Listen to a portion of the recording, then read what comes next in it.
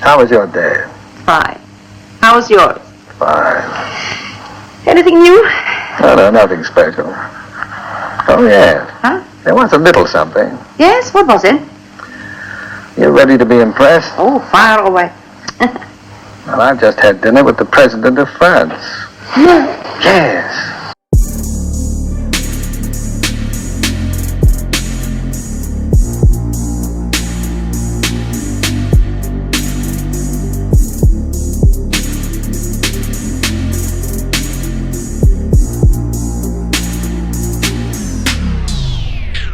If you love listening to this show, please consider giving a rating and a review on Amazon Alexa or wherever you listen.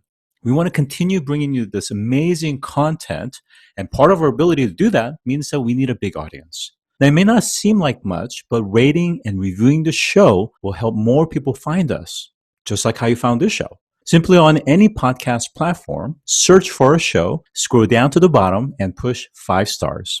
It's that easy. Thanks for supporting the show.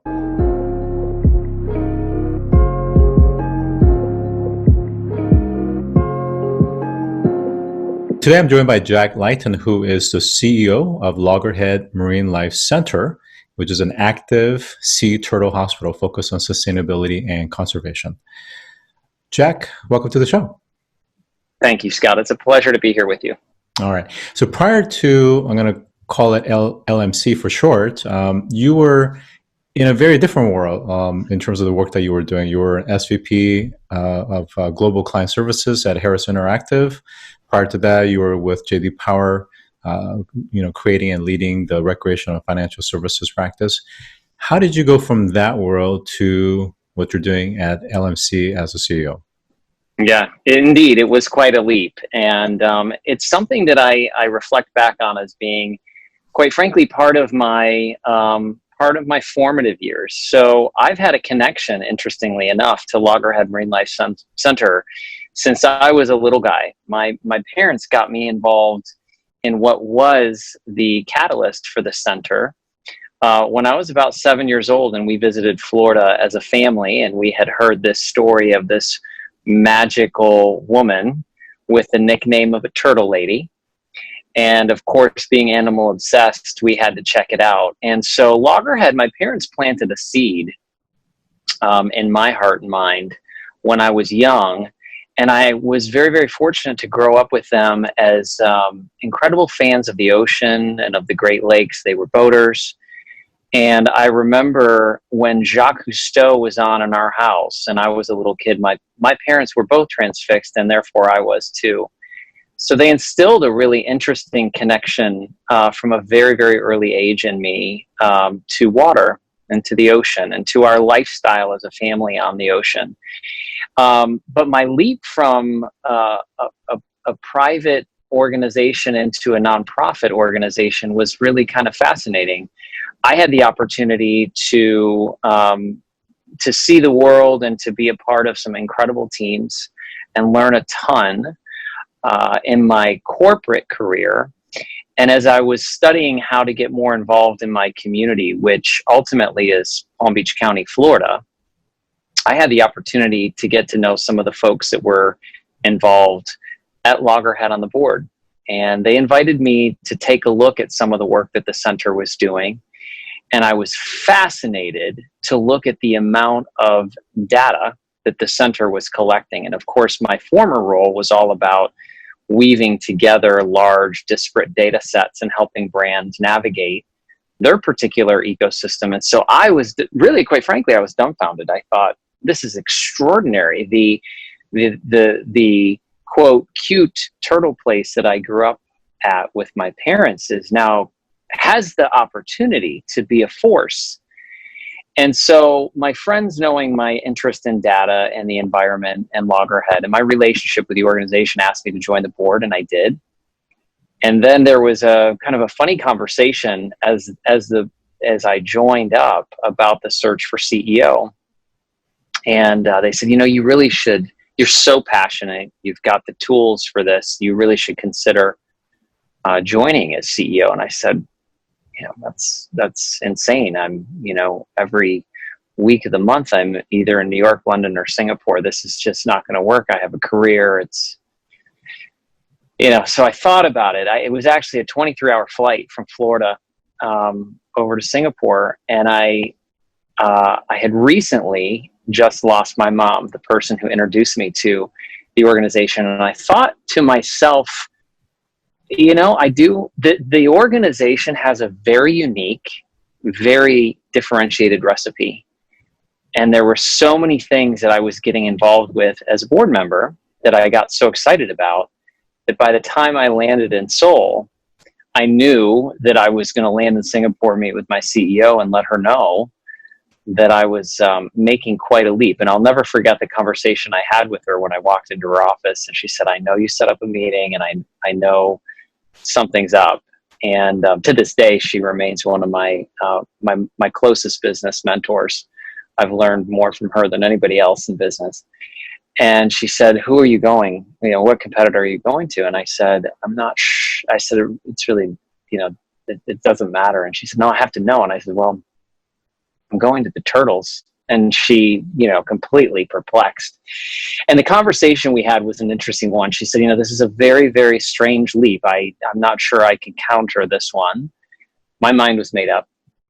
And it took her a couple of years before she was able to come to Florida on a business trip and visit the center and have me explain and show it to her. And we were in the outdoor sea turtle hospital, and we were about an hour and a half into our visit together. And she just turned to me without saying anything. And she just said, I get it. I totally get it. And so the connection for me to the organization was set by my parents. The genuine love for ocean conservation and sea turtles specifically were set by my parents. Then I had a really interesting run within corporate, primarily brand strategy and big data. And that was what led me back to Loggerhead when I raised my hand as a volunteer board member to learn a little bit more about how I could help the organization. And then fast forward, nearly 8 years later, here we are. And Loggerhead, with the help of our team, has been able to do some really incredible things in a very short period of time. It is such a fascinating story because rarely, do we encounter individuals like yourselves that have had just a really interesting experience at a young age and come full circle. They're not only interacting with that particular place or experience, but they're now at the helm in terms of leadership. So it's quite a story, and of course, the fact that you've been there for 8 years really says that. You really feel that this is the right trajectory for you. So clearly you made the right decision, and they're very fortunate to have you. Let's get into a little bit of Loggerhead, or LMC. In terms of, again, previously being known as the Juno Beach Vet and Hospital, over the years, thousands of sea turtles have been rehabilitated. And it attracts some, 250, 100,000 visitors to its Palm Beach destination. So it's quite amazing. So curious about this, again, we can talk about it, but if you've never been there, and I have not had the good fortune of being there yet, what is this magical recipe that has kept people so intrigued for the last 30 years? Yeah, it still amazes me to watch the magnetic pull of Loggerhead. What's really fascinating about our history is we started out, like many conservation organizations or animal welfare organizations, as extremely humble. The center that I grew up on was called the Children's Museum, and it was headquartered out of an old Florida motel. Primarily, our campus consisted of kiddie pools that the turtles were in, trailers and tents. But the charm of the center, especially for young children and for parents or for parent figures who could watch these young children in awe of the sea turtle and just the experience that kids have around animals, it was just this charming, fun place to go to. Some folks would get an ice cream cone and go, like we would, and go walk around and see the turtles. And one of the things that's really cool about Loggerhead, circa today or many chapters ago, is something that some brands would and do pay a lot of money to try to generate through campaigns. And these are the attributes that our donors and our students and our guests describe the center by. And so that, we oftentimes scrape, we do web scrapings, we do surveys of our guests and our donors, of our staff, a very important volunteer community. And consistently, the top 3 attributes that define our brand are love, family, and fun. There is an incredibly powerful emotional connection around those attributes for a brand. And that's what our stakeholders experience when they come to Loggerhead. What's fascinating, though, is we're in a portion of Palm Beach County. We're in the northern end of the county. Florida is developing fairly rapidly. The northern reaches of Palm Beach County, very, very grateful about this, have quite a few development parameters that have been put into place starting in the 1980s to protect the very coastal nature of the community, which is great. So tons of green space, tons of preserve area. We certainly have grown since our family moved in, but there is a certain charm about the community, and that charm, our mascot, our animal mascot in the north end of Palm Beach County is the sea turtle. And there's many reasons for that. The way that we kind of got to where we are in Juno Beach, Florida, has to do with the sea turtle nesting beach that our center monitors. We monitor a 9.5 mile stretch of sea turtle nesting beach in Palm Beach County. And this particular stretch of sea turtle nesting beach has a very, very interesting label applied to it. It is the most densely nested stretch of loggerhead sea turtle. That's a specific species of sea turtle. The most densely nested stretch of loggerhead sea turtle nesting beach in the world. When the other interesting element about this beach is this beach attracts each year 3 species of sea turtles. They all have different diets. They all have different migratory pathways, some very, very global. And they all tell us something completely different about the ocean and the ocean health and habitat health. So what's interesting about this beach is the center really, it is at the hub of sea turtle nesting. And just to give you some numbers, so we can put this into context, our beach on an average year will have between 12,000 and 20,000 sea turtle nests on 9.5 miles. We are in what's called a state index nesting beach. The state of Florida and the U.S. federal government monitors these hotspot areas for endangered animals. There are other areas around the state that are also index nesting beach. And some of those beaches, for example, on the west coast of Florida, very important beaches, they will be about 35 miles. And on an average year, on 35 miles, they'll have between 2,000 to 3,000 nests.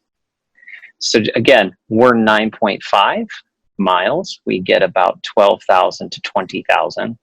Other beaches will be 35 miles and get to maybe 4 at most. And so what that allows our research laboratory to do is it allows us to collect more sea turtle nesting data and more health parameter data about the turtles that are nesting in one season than many other research laboratories could collect in decades. And so when we talk about big data, one of the things that certainly attracted me first and foremost was what we were building in our data warehouse within the research laboratory. It's probably the longest running, most robust, and most scientifically correct data that has been collected on sea turtles worldwide for the longest period of time. And one of the things that's really cool about what we're doing is we're working with our community, we're working with our donors, and now we're working with a number of global partners to analyze this data and really leverage these species of turtles that come back to our beaches annually to primarily tell us the health of the ocean, the health of the habitats, and the health of the sea turtles' migratory pathways. So it's a really fascinating way that we've taken a charming personality of our center, a campus. Now we have 3 campuses in Palm Beach County. When you put all 3 together, we have about 600,000 annual visitors. Most of those folks are coming to see the turtles at the Sea Turtle Hospital. But we have a profound ability to take the science from the hospital, take the science from our conservation teams, take the science and the data from our research laboratory, and use that in a way that is powerful from a science perspective, but we deliver it to our primary audience, our students and our guests, in a very charming, very magnetic, very fun and loving way. That's how they describe our center. So it's quite the intersection for a brand and for an attraction that is also a science-based institution that is trying to talk about complicated topics like sea level rise or maybe even climate change with people in a way that we need to make sure it's not off-putting. We need to make sure it's fact-based, science-based, but we need to make sure, just like our brand, that we present in a way, at least to the general population, that's very, very engaging. Yeah, it's fascinating because, when you think about a brand, and of course a brand composition is much more than just, what people perceive it from a qualitative attribute. Here for you guys, it's love, it's family, it's fun. And I think the only thing that even comes closest to rivaling that is probably Disneyland or Disney World. But right. Beyond that, I mean, there's this massive, like you said, I think you're right, that in terms of the longitudinal data study around sea turtles, you guys probably have the definitive, data set. It's quite intriguing, really is. And I could see how all these things kind of marry each other. And then, of course, the strategic, asset of being at the epicenter of this little small strip, but the highest density is just, it just unrivaled, and it starts to kind of understand why it's had such a huge legacy in the last 30 years, but more likely will continue into the future. So I want to get into a little bit around the insights that the data is starting to reveal. I mean, I think some things are fairly obvious in terms of the endangered aspects of the sea turtle. You mentioned 3 different types, but also what's happening from a macro perspective around the health and the condition of the ocean, aside from the warming, aside from the rise in sea levels. What are some of the kind of nuances and subtleties that maybe we don't really hear as much about through media? Yeah, it's again, Loggerhead's fascinating recipe. So when we start to triangulate what's going on, certainly here in Florida, in Juno Beach, we are doing it with some of the most prolific sea migrators, ocean migrators known to man. So what's interesting about what we do is we have to understand that the data coming from these animals is extraordinarily global. So let's put the global piece in the parking lot for 1 second. And let's talk about the 3 angles that Loggerhead is able to look at the health of the ocean and ultimately the health of the planet through the turtle. So number 1, we do have the nesting data set. There's tremendous amounts of data on nesting female sea turtles. Males don't come ashore. They shouldn't come ashore unless they're sick or injured. So the females are the ones that are telling us the health of a portion of the population. So that's in the research laboratory. Then we have the hospital. Our Sea Turtle Hospital is now an academic teaching and training center. We have 90 global partners in 16 countries, and we have 2 extraordinary veterinarians that on average we don't have something called a fellowship, if you will, within veterinary medicine. We do in human medicine. So if a human surgeon has their fellowship in, right, that they've gone through an extraordinary teaching and training program with the world's best experts in their craft. We don't have fellowships, but we do have incredible internships and residencies for veterinarians to come from all over the world and learn at our hospital. We are collecting data in the hospital from both female and male patients, and we're collecting extraordinary physiology data from blood and body weights and measures.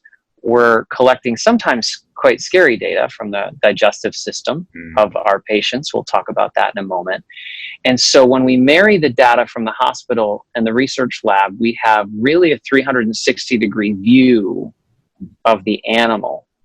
Then we layered, about 4 years ago, another department onto the center, and that's our conservation department. This is primarily a department that works with our 90 global partners and starts to measure and quantify primarily data around marine debris. And a very hot topic over the past few years, I'm sure that you have looked into quite a bit, is microplastics and plastic debris in the ocean. And so we take a look at the key drivers upstream and on beaches and in the ocean of marine debris. We look at physiological data from the patients in the hospital, and then we look at the nesting data. And what that allows us to do is it allows us to take a much more global view. Even though, Loggerhead is, our hub is in Juno Beach, the data that we're pulling together primarily along the migratory pathway of these animals on an annual basis, and then looking at their habitats, looking at the health of coral reefs where they migrate to, foraging grounds, mating grounds, looking at the content of their digestive system, tells us an extraordinary amount about what's going on in the ocean. And so we take all this data around the animal and we sort of summarize it to our guests and our students who might not be a statistician or an analyst by saying a simple tagline. And that is, the sea turtle tells us the health of the ocean, and the ocean tells us the health of our planet, right? So that's that sort of easy to digest. It means something to everyone. I might not be an ocean conservationist, but okay, healthy turtle, healthy ocean, healthy planet. You might surmise that that might mean healthy human. And what we've seen over the last decade or so is we've seen a profound, timing for us. We have honed our craft. We've honed our departments, our team members. We have then come into this era where you might remember recently the National Geographic Planet or Plastic issue talking about microplastics in our ocean.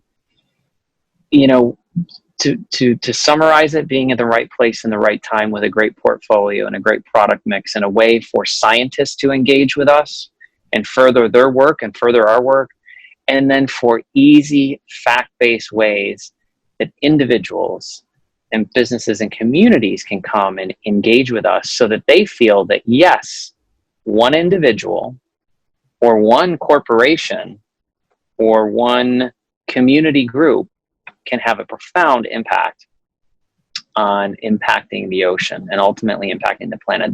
There was a time, probably about 6 years ago, when I could sense that people felt overwhelmed, meaning, what does it matter if I do a beach cleanup? There's just too much junk in the ocean.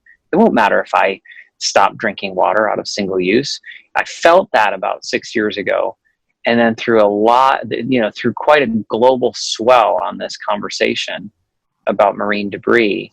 And quite frankly, those organizations like Loggerhead that are using very charismatic animals that people fall in love with, that their children or their grandchildren fall in love with. I've never really met a person who recoils by looking at a sea turtle or a manatee or a dolphin. It's just, people tend to be very magnetized by them and motivated by them, even if they don't consider themselves an ocean conservationist. So, really in the last 5 or so years, we've seen a real desire for people, individuals and corporations, quite frankly. Corporations, the opportunity there, I believe, is limitless at this present time, to get involved in the conversation and to do something about correcting something that they might have not known 6 years ago. For example, we have 20,000 people in our office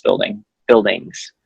Each day they're all using bottled water. And in the last 3 years, how many corporations do you know that have changed out their drinking fountains to filtered, chilled water bottle refilling stations? And I know I was up in New York about 1.5 years ago, and I was thrilled to see my old headquarters where the company gave everyone a branded water bottle so that they could reduced their single-use plastics. Same things with clients coming in for meetings. Clients no longer got single-use bottled water. They got clean, sterilized, beautiful, branded, reusable water bottles that were refilled from a water bottle refilling station. So, you think about the impact from the individual or a corporation or a community, and you could be saving millions and millions of single-use plastic items within the course of a simple policy change. That's very exciting to me. So we only have about 30 seconds remaining. I think when we think about plastic and accumulation in their, let's say, their digestive system, and then the impact around dehydration and even starvation. But can you talk just real briefly about microplastics and what happens inside the body of these turtles when it gets into the bloodstreams and the digestive, tract? So plastic never biodegrades, it photodegrades, which means it ultimately breaks down into smaller and smaller pieces until it hits microplastic. And in essence, microplastic is like a snowflake that will never go away in the ocean or in an animal. And what's happening is we're seeing microplastic accumulating to extraordinary levels. Now 100% of the patients that are that we intake into our hospital have some degree of microplastic ingestions or plastic ingestion or entanglement. And what that does is it blocks the digestive system, it blocks nutrient uptake. Some animals have so much plastic ingestion that it becomes terminal to them, and we get them too late, and unfortunately it doesn't bode well. Turtles are so small when they hatch, they're tiny little hatchlings, that these tiny shards of microplastics, these were never a threat to them 20 or 30 years ago. And now when the turtles get out to the sargassum seaweed line in the ocean where they start their life, they're chowing down on little plastic shards thinking it's food. And what we're losing, what we believe we're losing at an alarming pace now, is the hatchlings that do make it out of the nest and do make it off the beach and do make it miles offshore. Unfortunately, one of the new realities is that we believe we're losing those faster than we did 30, 40 years ago. That's a new threat. But we're also, again, I'm going to go back to the corporate swell of interest in areas like ESG investing and ESG parameters and corporate social responsibility. In the last 2 years, we are so buoyed by watching the rapid change globally that corporations are making in the world of conservation. It's very exciting. While we have a tremendous mountain to climb and we need everybody's help to protect our oceans and our sea turtles, we feel very confident the work that we're doing at Loggerhead and the work that we have with our global partners will be the solution to make our world a better place. All right, so how can people learn more about Loggerhead? We would love for them to visit us online at our website, which is www.marinelife.org. So today I've been joined by Jack Lighton, who is the CEO of Loggerhead Marinelife Center. Thanks for joining today. My pleasure. If you've enjoyed this episode, take a moment to rate our show on any podcast platform that you listen to. Scroll down to the bottom and push 5 stars. It's that easy. And as always, thanks for listening.